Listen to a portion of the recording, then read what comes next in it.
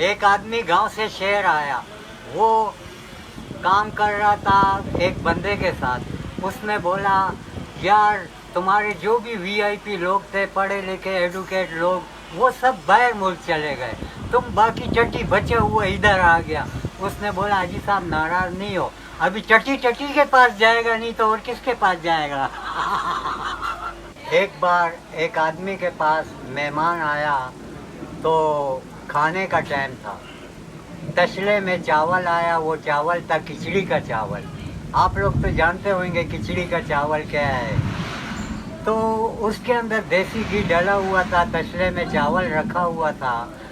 वो मेहमान ने देखा तो वो परेशान था कि इसको मैं घी को कैसे अपनी तरफ करूं। उसने बोला, हम लोगों का रिवाज है, अगर ऐसा सीधा लकीर लगाते हैं तो वो घी सारा उसकी तरफ चला गया, चावल सूखे रह गए।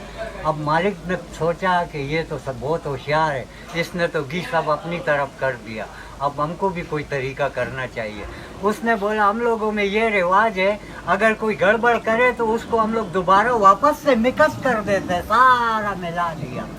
फिर दोनों ने आराम से शौक